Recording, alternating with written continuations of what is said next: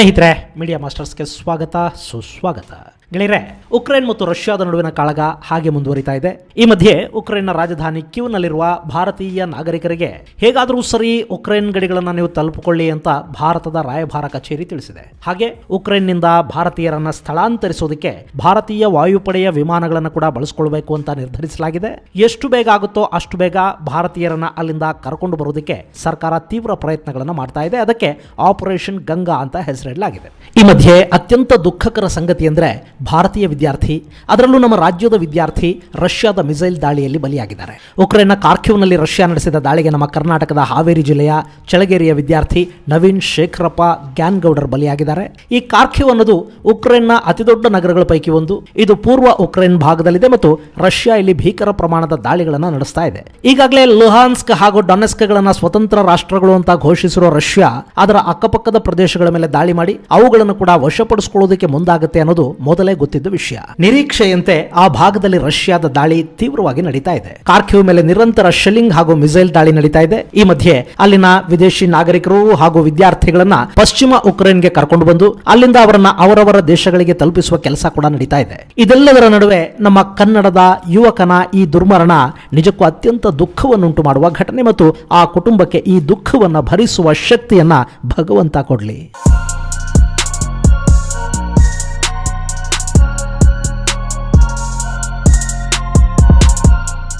ಈ ಮಧ್ಯೆ ಉಕ್ರೇನ್ ಹಾಗೂ ರಷ್ಯಾದ ನಡುವೆ ನಡೆದ ಮೊದಲ ಸುತ್ತಿನ ಮಾತುಕತೆಗಳು ಅಂಥ ಯಾವ ಫಲಿತಾಂಶವನ್ನ ಕೊಡದೇ ಇದ್ರೂ ಕೂಡ ಆ ಮಾತುಕತೆಗಳು ಆಶಾದಾಯಕ ಅನ್ನಿಸ್ತಾ ಇವೆ. ಹೀಗಾಗಿ ಎರಡನೇ ಸುತ್ತಿನ ಮಾತುಕತೆಗೆ ಉಕ್ರೇನ್ ಹಾಗೂ ರಷ್ಯಾಗಳು ಒಪ್ಪಿಗೆಯನ್ನು ಕೊಟ್ಟಿವೆ.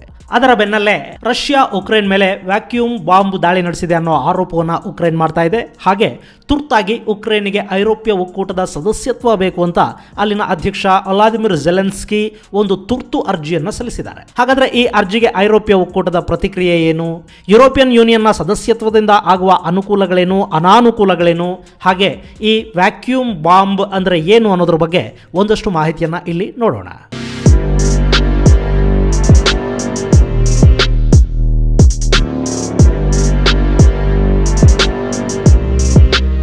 ಗೆಳೆಯರೆ, ರಷ್ಯಾದ ಆಕ್ರಮಣ ತಂದಿಟ್ಟಿರೋ ವಿಪತ್ತಿನಿಂದ ಪಾರಾಗೋದಕ್ಕೆ ಉಕ್ರೇನ್ ಇನ್ನಿಲ್ಲದ ಕಸರತ್ತನ್ನು ನಡೆಸ್ತಾ ಇದೆ.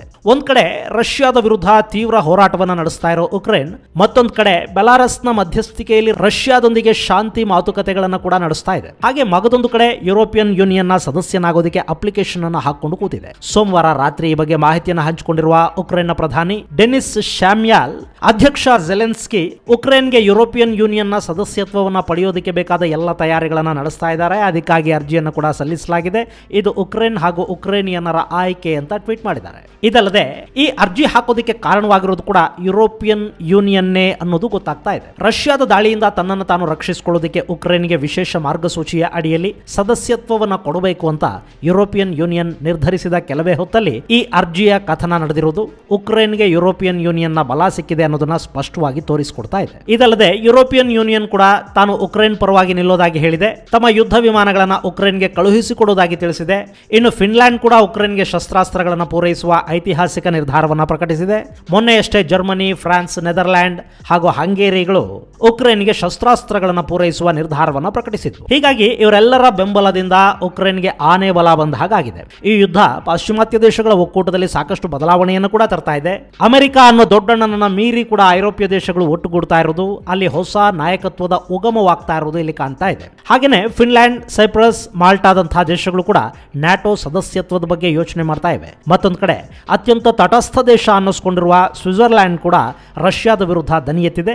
ಇಲ್ಲಿ ಐರೋಪ್ಯ ಒಕ್ಕೂಟವನ್ನು ಮತ್ತಷ್ಟು ಗಟ್ಟಿಗೊಳಿಸುವ ಮೂಲಕ ರಷ್ಯಾನ ಐಸೋಲೇಟ್ ಮಾಡೋ ಲಕ್ಷಣಗಳು ಎದ್ದು ಕಾಣ್ತಾ ಇವೆ. ಇನ್ನು ಏನೇ ಪ್ರಯತ್ನ ಪಟ್ಟರೂ ಕೂಡ ಉಕ್ರೇನ್ಗೆ ನ್ಯಾಟೋ ಸದಸ್ಯತ್ವ ಮಾತ್ರ ಇನ್ನೂ ಸಿಕ್ಕಿಲ್ಲ. ಅಮೆರಿಕ ಕೂಡ ಉಕ್ರೇನ್ನ ವಿಷಯದಲ್ಲಿ ಹಿಂದೆ ನಿಂತು ರಾಜತಾಂತ್ರಿಕವಾಗಿ ರಷ್ಯಾದ ವಿರುದ್ಧ ಹೋರಾಡ್ತಾ ಇದೆಯೇ ಹೊರತು ಉಕ್ರೇನ್ಗೆ ಸೇನಾ ಬೆಂಬಲವನ್ನು ಕೊಟ್ಟಿಲ್ಲ. ಇಂತಹ ಸಂದರ್ಭದಲ್ಲಿ ಐರೋಪ್ಯ ಒಕ್ಕೂಟವನ್ನು ಸೇರುವುದರಿಂದ ಉಕ್ರೇನ್ಗಾಗೋ ಲಾಭ ಏನು, ಇದು ಅರ್ಥ ಆಗಬೇಕು ಅಂದ್ರೆ ಈ ಯುರೋಪಿಯನ್ ಯೂನಿಯನ್ ಅಥವಾ ಐರೋಪ್ಯ ಒಕ್ಕೂಟ ಅಂದ್ರೆ ಏನು ಅನ್ನೋದನ್ನ ನಾವು ಅರ್ಥ ಮಾಡ್ಕೋಬೇಕು. ಗೆಳೆಯರೆ, ಯುರೋಪಿಯನ್ ಯೂನಿಯನ್ ಅನ್ನೋದು ಯುರೋಪ್ನ 27 ರಾಷ್ಟ್ರಗಳ ಒಕ್ಕೂಟ. ಈ ಯೂನಿಯನ್ ನಲ್ಲಿರೋ ರಾಷ್ಟ್ರಗಳಲ್ಲಿ ಸಂಚರಿಸೋದಕ್ಕೆ, ವ್ಯಾಪಾರ ವ್ಯವಹಾರಗಳನ್ನು ಮಾಡೋದಕ್ಕೆ, ಸರಕು ಸರಂಜಾಮುಗಳನ್ನು ಸಾಗಿಸೋದಕ್ಕೆ ಅಷ್ಟೇ ಯಾಕೆ ವಿದ್ಯಾಭ್ಯಾಸ, ವಿದ್ಯಾಭ್ಯಾಸ, ಟೂರಿಸಂ ಸೇರಿದ ಹಾಗೆ ಯಾವುದಕ್ಕೂ ಕೂಡ ಯಾವ ನಿರ್ಬಂಧವೂ ಇರೋದಿಲ್ಲ. ಅಲ್ಲದೆ ನೀವೇನಾದ್ರೂ ಈ ಯೂನಿಯನ್ನ ಸದಸ್ಯ ರಾಷ್ಟ್ರಗಳಲ್ಲಿನ ಪೌರತ್ವವನ್ನು ಪಡ್ಕೊಂಡ್ರೆ ನಿಮಗೆ ಶೆಂಗನ್ ವೀಸಾ ಸಿಗುತ್ತೆ. ಇದರ ಮೂಲಕ ನೀವು ಯುರೋಪ್ನ 26 ದೇಶಗಳಲ್ಲಿ ಎಲ್ಲಿ ಬೇಕಾದರೂ ಓಡಾಡೋದಕ್ಕೆ ಸಾಧ್ಯ ಆಗುತ್ತೆ. ಅಂದಹಾಗೆ ಈ ಒಕ್ಕೂಟದ ರಚನೆ ಶುರುವಾಗಿದ್ದು 18ನೇ ಏಪ್ರಿಲ್ 1951ರಲ್ಲಿ ಟ್ರೀಟಿ ಆಫ್ ಪ್ಯಾರಿಸ್ನ ನಂತರ.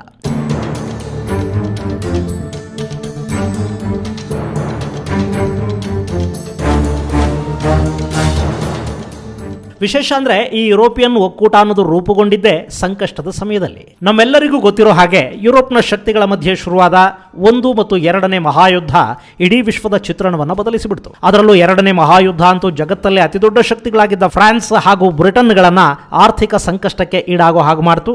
ಇದಲ್ಲದೆ ಇಡೀ ಯುರೋಪ್ ಕೂಡ ಆರ್ಥಿಕ ಸಂಕಷ್ಟಕ್ಕೆ ತುತ್ತಾಯಿತು. ಈ ಸಂದರ್ಭದಲ್ಲಿ France, Belgium, Luxembourg, Italy, Netherland ಹಾಗೂ ವೆಸ್ಟ್ ಜರ್ಮನಿಗಳು ಸೇರಿಕೊಂಡು ಒಂದು ಒಕ್ಕೂಟವನ್ನ ಪ್ರಾರಂಭ ಮಾಡಿತು. ಇದರ ಉದ್ದೇಶ ಸ್ಪಷ್ಟವಾಗಿತ್ತು. ಮುಂದೆಂದೂ ಕೂಡ 2ನೇ ಮಹಾಯುದ್ಧದಂತಹ ಘೋರ ಕದನಗಳು ನಡೆಯದಂತೆ ತಡಿಬೇಕು ಅನ್ನೋದಾಗಿತ್ತು. ಅಲ್ಲದೆ ಯುರೋಪ್ ರಾಷ್ಟ್ರಗಳಲ್ಲಿನ ಆಂತರಿಕ ರೇಸ್ಗೆ ಕಡಿವಾಣವನ್ನ ಹಾಕಿ ಎಲ್ಲರೂ ಕೂಡ ಒಟ್ಟಾಗಿ ಮುಂದುವರಿಯುವ ನಿರ್ಧಾರವನ್ನ ಅಲ್ಲಿ ಕೈಗೊಳ್ಳಲಾಯಿತು. ಹೀಗಾಗಿ 6 ರಾಷ್ಟ್ರಗಳಿಗೆ ಜೊತೆಯಾಗಿ ಇನ್ನಷ್ಟು ರಾಷ್ಟ್ರಗಳು ಈ ಒಕ್ಕೂಟದ ಭಾಗ ಆದವು.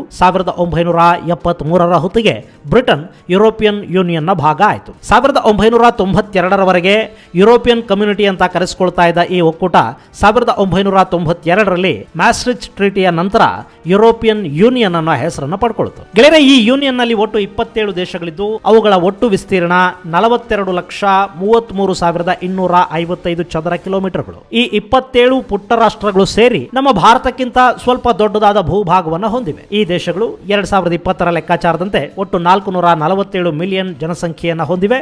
ವಿಶ್ವದ ಒಟ್ಟು ಜನಸಂಖ್ಯೆಯಲ್ಲಿ ಈ ಐರೋಪ್ಯ ಒಕ್ಕೂಟದ ಪಾಲು 5.8%. ಆದರೆ ಇಲ್ಲಿನ GDP ಇದೆಯಲ್ಲ, ಅದು ಜಗತ್ತಿನ GDPಯ 18%ನಷ್ಟಿದೆ.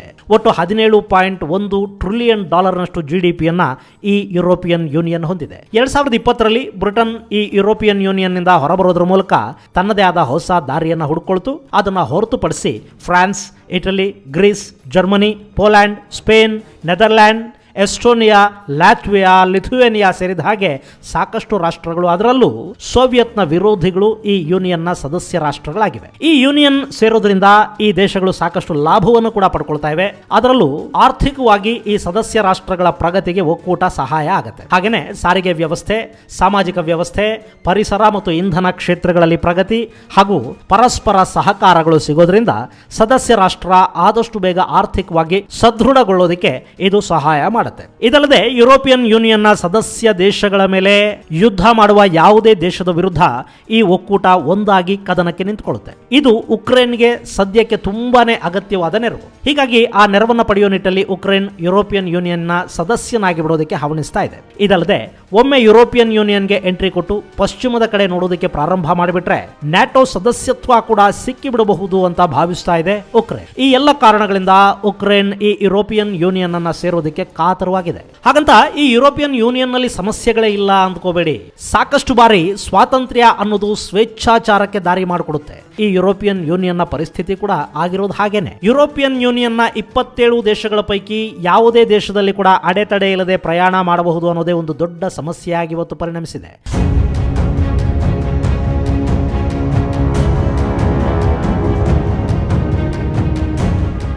ಅಲ್ಲದೆ ಇವತ್ತಿಗೂ ಕೂಡ ಈ ಒಕ್ಕೂಟದ ಸಾಕಷ್ಟು ದೇಶಗಳಲ್ಲಿ ರೇಸಿಸಂ ಇರೋದನ್ನು ನಾವು ಕಾಣೋದಕ್ಕೆ ಸಾಧ್ಯ ಆಗುತ್ತೆ. ಇಲ್ಲೂ ಧರ್ಮದ ಆಧಾರದಲ್ಲಿ, ಅದರಲ್ಲೂ ಉಪಪಂಗಡಗಳ ಆಧಾರದಲ್ಲಿ ಒಂದಷ್ಟು ನಿರ್ಧಾರಗಳಾಗೋದನ್ನು ನಾವು ಮರೆಯೋದಕ್ಕೆ ಸಾಧ್ಯ ಆಗೋದಿಲ್ಲ. ಹಾಗೇನೆ ಈ ಒಕ್ಕೂಟದಲ್ಲಿ ಪ್ರತಿ 6 ತಿಂಗಳಿಗೆ ಒಂದೊಂದು ದೇಶ ಅಧ್ಯಕ್ಷ ಸ್ಥಾನವನ್ನ ಪಡೆಯುತ್ತಾದ್ರೂ ವೋಟಿಂಗ್ ಶೇರ್ ಅನ್ನು ನಾವು ಗಮನಿಸೋದಾದ್ರೆ ಅದರಲ್ಲಿ ಸಾಕಷ್ಟು ತಾರತಮ್ಯ ಇರೋದು ಸ್ಪಷ್ಟವಾಗಿ ಗೊತ್ತಾಗುತ್ತೆ. ಅದಕ್ಕೊಂದು ಉದಾಹರಣೆ ಅಂದ್ರೆ, ಯಾವುದಾದ್ರೂ ಒಂದು ವಿಷಯದ ಮೇಲೆ ವೋಟಿಂಗ್ ಆಗಬೇಕು ಅಂದಾಗ ಯುರೋಪಿಯನ್ ಯೂನಿಯನ್ನ ಅಷ್ಟೂ ದೇಶಗಳ ಸದಸ್ಯರು ಮತ ಚಲಾಯಿಸ್ತಾರೆ.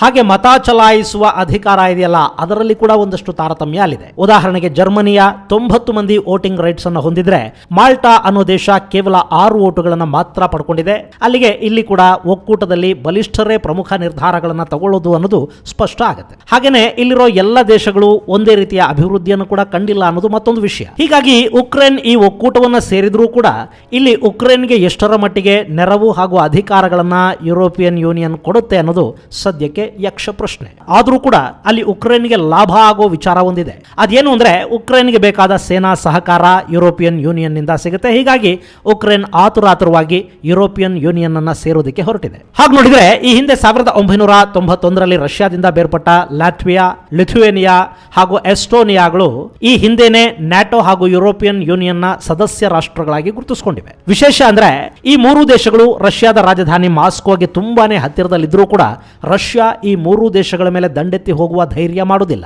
ಯಾಕೆಂದ್ರೆ ಈ ರಾಷ್ಟ್ರಗಳು ಬಲಿಷ್ಠ ತಂಡಗಳಲ್ಲಿ ಸ್ಥಾನ ಪಡ್ಕೊಂಡಿರೋದ್ರಿಂದ ಇವುಗಳ ಮೇಲೆ ದಾಳಿ ಮಾಡಿದ್ರೆ ಯುರೋಪಿಯನ್ ಯೂನಿಯನ್ ಹಾಗೂ ನ್ಯಾಟೋ ಪಡೆಗಳಿಂದ ತೀವ್ರ ಪ್ರತಿರೋಧವನ್ನು ಎದುರಿಸಬೇಕಾಗಿ ಬರಬಹುದು ಅನ್ನೋ ಭಯ ರಷ್ಯಾನ ಇಲ್ಲಿ ಕಾಡುತ್ತೆ. ಇದಲ್ಲದೆ ಆರ್ಥಿಕವಾಗಿ ನೋಡೋದಾದ್ರೂ ಕೂಡ ಈ ಯುರೋಪಿಯನ್ ಯೂನಿಯನ್ ಅನ್ನೋದು ರಷ್ಯಾಗಿಂತಲೂ ತುಂಬಾ ಬಲಿಷ್ಠವಾಗಿದೆ. ಆಯುಧಗಳ ವಿಷಯದಲ್ಲೂ ಯುರೋಪಿಯನ್ ಯೂನಿಯನ್ ರಷ್ಯಾಗಿಂತ ತುಂಬಾನೇ ಮುಂದಿದೆ. ಸದ್ಯಕ್ಕೆ ಒಂದಷ್ಟು ಮಾಧ್ಯಮಗಳು ರಷ್ಯಾದ ಬಳಿ ಯುದ್ಧ ಮುಂದುವರಿಸೋದಕ್ಕೆ ಹಣ ಇಲ್ಲ, ಹಿಂಗಾಗಿ ಅವರು ಪರಮಾಣು ಅಸ್ತ್ರಗಳನ್ನು ಉಕ್ರೇನ್ಗೆ ತೋರಿಸಿ ಸಂಧಾನದ ಮಾತುಕತೆಯನ್ನ ಮಾಡ್ಕೊಳ್ತಿದ್ದಾರೆ. ಹೀಗಿರುವಾಗ ಯುರೋಪಿಯನ್ ಯೂನಿಯನ್ ಏನಾದರೂ ಉಕ್ರೇನ್ನ ನೆರವಿಗೆ ನಿಂತು ಯುದ್ಧಕ್ಕೆ ಎಂಟ್ರಿ ಕೊಟ್ಟುಬಿಟ್ರೆ ಈ ಯುದ್ಧವನ್ನ ಗೆಲ್ಲೋದು ಕಷ್ಟ ಆಗತ್ತೆ ಅನ್ನೋದು ರಷ್ಯಾಗೆ ತುಂಬಾನೇ ಚೆನ್ನಾಗಿ ಗೊತ್ತಿದೆ. ಹೀಗಾಗಿನೇ ರಷ್ಯಾ ಸಂಧಾನದ ಮಾತುಕತೆಗಳನ್ನ ನಡೆಸುವ ನಿರ್ಧಾರಕ್ಕೆ ಬಂದಿದೆ ಅಂತ ಹೇಳ್ತಾ ಇವೆ. ಹೀಗೆ ರಷ್ಯಾಗೆ ಕೂಡ ಯುರೋಪಿಯನ್ ಯೂನಿಯನ್ ಬಗ್ಗೆ ಭಯ ಇರೋದ್ರಿಂದಲೇ ಉಕ್ರೇನ್ ಆದಷ್ಟು ಬೇಗ ಆ ಸಂಘಟನೆಯನ್ನ ಸೇರಿಕೊಂಡು ಬಿಡಬೇಕು ಅಂತ ಹವಣಿಸ್ತಾ ಇರೋದು. ಆದ್ರೆ ಇಲ್ಲಿ ಕೂಡ ಉಕ್ರೇನ್ನ ಬಯಕೆ ಸದ್ಯಕ್ಕೆ ಈಡೇರೋ ಹಾಗೆ ಕಾಣ್ತಾ ಇಲ್ಲ. ಯಾಕೆಂದ್ರೆ ಉಕ್ರೇನ್ಗೆ ತುರ್ತಾಗಿ ಸದಸ್ಯತ್ವವನ್ನು ಕೊಡೋ ಬಗ್ಗೆ ಐರೋಪ್ಯ ಒಕ್ಕೂಟದ 6 ದೇಶಗಳು ಬೆಂಬಲವನ್ನು ವ್ಯಕ್ತಪಡಿಸಿವೆ. ಆದರೂ ಫ್ರಾನ್ಸ್ ಹಾಗೂ ಜರ್ಮನಿ ಇದಕ್ಕೆ ತೀವ್ರ ವಿರೋಧವನ್ನು ವ್ಯಕ್ತಪಡಿಸ್ತಾ ಇವೆ. ಐರೋಪ್ಯ ಒಕ್ಕೂಟದ ಸದಸ್ಯತ್ವ ಅನ್ನೋದು ದೀರ್ಘಕಾಲೀನ ಪ್ರಕ್ರಿಯೆ. ಈ ಬಗ್ಗೆ ರಾತ್ರೋರಾತ್ರಿ ನಿರ್ಧಾರವನ್ನು ಕೈಗೊಳ್ಳೋದಕ್ಕೆ ಸಾಧ್ಯವಾಗೋದಿಲ್ಲ. ಸದಸ್ಯತ್ವ ಪಡೆಯುವ ರಾಷ್ಟ್ರದ ಅರ್ಹತೆಯ ಬಗ್ಗೆ ಕೂಲಂಕಷ ಪರಿಶೀಲನೆಯನ್ನು ನಡೆಸಿ ಸದಸ್ಯತ್ವವನ್ನು ಕೊಡಬೇಕು. ಹೀಗಾಗಿ ಸದ್ಯಕ್ಕೆ ಅರ್ಜಿಯನ್ನು ಸಭೆಯಲ್ಲಿ ಚರ್ಚೆಗೆ ಇಡಬೇಕು ಅಂತ ಈ 2 ದೇಶಗಳು ಹೇಳಿವೆ. ಇದರ ಅರ್ಥ ಸದ್ಯಕ್ಕೆ ಐರೋಪ್ಯ ಒಕ್ಕೂಟದ ಸದಸ್ಯತ್ವ ಉಕ್ರೇನ್ಗೆ ಸಿಗೋದಿಲ್ಲ. ಇನ್ನಿಲ್ಲಿ ರಷ್ಯಾದ ವಿರುದ್ಧ ಭಯಾನಕವಾದ ಆರೋಪ ಕೂಡ ಕೇಳಿಬರ್ತಾ ಇದೆ. ರಷ್ಯಾ ಉಕ್ರೇನ್ ಮೇಲೆ ವ್ಯಾಕ್ಯೂಮ್ ಬಾಂಬ್ ದಾಳಿ ಮಾಡಿದೆ ಅಂತ ಹೇಳಲಾಗ್ತಾ ಇದೆ. ಈ ವ್ಯಾಕ್ಯೂಮ್ ಬಾಂಬ್ ಬಳಕೆಯನ್ನು ಜೆನೀವಾ ಒಪ್ಪಂದದಲ್ಲಿ ನಿರ್ಬಂಧಿಸಲಾಗಿದೆ. ಅದೊಂದು ಭಯಾನಕ ಫ್ಯೂಯಲ್ ಏರ್ ಎಕ್ಸ್ಪ್ಲೋಸಿವ್ ಆಗಿದ್ದು ಈ ಬಾಂಬ್ ಬೀಳುವ ಸ್ಥಳದಲ್ಲಿನ ಮನುಷ್ಯ ಪ್ರಾಣಿಗಳು ಏನೇ ಇದ್ರೂ ಕೂಡ ಅವು ಎಳೆದುಕೊಳ್ಳುವ ಉಸಿರಿನಿಂದಲೇ ಈ ಫ್ಯೂಯಲ್ ದೇಹದ ಒಳಗೆ ಸೇರುತ್ತೆ ಮತ್ತು ಒಳಗೆ ಅಂಗಾಂಗಗಳನ್ನು ಸುಟ್ಟು ಅತ್ಯಂತ ನಿಧಾನವಾಗಿ ಮತ್ತು ಅತ್ಯಂತ ಭಯಾನಕವಾಗಿ ಹಿಂಸಾತ್ಮಕವಾಗಿ ಮನುಷ್ಯ ಸಾಯೋ ಹಾಗೆ ಇದು ಮಾಡುತ್ತೆ. ಇದು ನಾಗರಿಕರ ಭಯಾನಕ ಸಾವಿಗೆ ಕಾರಣ ಆಗುತ್ತೆ ಅನ್ನೋ ಕಾರಣದಿಂದ ಈ ಬಾಂಬುಗಳನ್ನು ಬಳಸಬಾರದು ಅನ್ನೋ ನಿರ್ಧಾರಕ್ಕೆ ಬರಲಾಗಿದೆ. ಈ ಹಿಂದೆ ಅಮೆರಿಕ ವಿಯೆಟ್ನಾಂ ಯುದ್ಧದ ಸಂದರ್ಭದಲ್ಲಿ ಈ ಬಾಂಬುಗಳನ್ನು ಬಳಸಿತ್ತು ಅಂತ ಹೇಳಲಾಗುತ್ತಾದ್ರೂ ಆ ಬಗ್ಗೆ ಯಾವ ಖಚಿತ ಮಾಹಿತಿ ಕೂಡ ಇಲ್ಲ. ಈಗ ರಷ್ಯಾ ಉಕ್ರೇನ್ ಮೇಲೆ ವ್ಯಾಕ್ಯೂಮ್ ಬಾಂಬ್ ದಾಳಿ ನಡೆಸಿದೆ. ಇದು ಯುದ್ಧಾಪರಾಧ ಅನ್ನಿಸಿಕೊಳ್ಳಲಿದ್ದು ಅಮಾಯಕ ನಾಗರಿಕರ ಸಾವಿಗೆ ಕಾರಣವಾಗುವ ಮಹಾಪಾತಕ ಇದು. ಹೀಗಾಗಿ ರಷ್ಯಾದಿಂದ ವಿಶ್ವಸಂಸ್ಥೆಯ ಭದ್ರತಾ ಮಂಡಳಿಯ ಸದಸ್ಯತ್ವವನ್ನು ಕಿತ್ಕೋಬೇಕು ಅಂತ ಉಕ್ರೇನ್ ಹೇಳೋದಕ್ಕೆ ಶುರು ಮಾಡಿದೆ. ಹಾಗಾದ್ರೆ ಇಲ್ಲಿ ನಿಜವಾಗ್ಲೂ ರಷ್ಯಾ ವ್ಯಾಕ್ಯೂಮ್ ಬಾಂಬ್ ಅನ್ನ ಬಳಸಿದ್ಯಾ ಹಾಗಂತ ಉಕ್ರೇನ್ ಅಮೆರಿಕಾಗಳು ಆರೋಪ ಮಾಡ್ತಾ ಇವೆ. ಇದಿನ್ನು ಖಚಿತಗೊಳ್ಳಬೇಕಾಗಿದೆ. ಇಲ್ಲಿ ಈ ಕದನ ಒಂದ್ ಕಡೆ ರಷ್ಯಾನ ಏಕಾಂಗಿಯಾಗಿಸುವ ಹಾಗೆ ಕಾಣೋದರ ಜೊತೆಗೆ ಐರೋಪ್ಯ ಒಕ್ಕೂಟದಲ್ಲಿ ಕೂಡ ಸಾಕಷ್ಟು ಬದಲಾವಣೆಗಳಿಗೆ ಮತ್ತು ಭಿನ್ನಾಭಿಪ್ರಾಯಗಳಿಗೆ ಕಾರಣವಾಗುವ ಹಾಗೆ ಕಾಣ್ತಾ ಇದೆ. ಒಟ್ಟಾರೆ ಯುದ್ಧ ಮುಗಿಯೋ ಹೊತ್ತಿಗೆ ಜಗತ್ತಿನ ದೇಶಗಳ ಒಕ್ಕೂಟಗಳಲ್ಲಿ ಒಂದಷ್ಟು ಬದಲಾವಣೆಯಾಗೋ ಸಾಧ್ಯತೆಗಳನ್ನ ಇಲ್ಲಿ ಅಲ್ಲಗೆಳೆಯೋದಿಕ್ಕಾಗೋದಿಲ್ಲ. ಇದು ಗೆಳೆಯರೆ ಉಕ್ರೇನ್ ಯುರೋಪಿಯನ್ ಯೂನಿಯನ್ ಅನ್ನ ಸೇರೋದಕ್ಕೆ ನಡೆಸಿರುವ ವಿಫಲ ಪ್ರಯತ್ನದ ಕುರಿತಾದ ಮಾಹಿತಿ. ಮುಂದಿನ ಸಂಚಿಕೆಯಲ್ಲಿ ಮತ್ತೊಂದು ವಿಶೇಷ ಜೊತೆ ಮತ್ತೆ ಭೇಟಿಯಾಗೋಣ. ಅಲ್ಲಿವರೆಗೆ ಜೈ ಹಿಂದ್, ಜೈ ಕರ್ನಾಟಕ.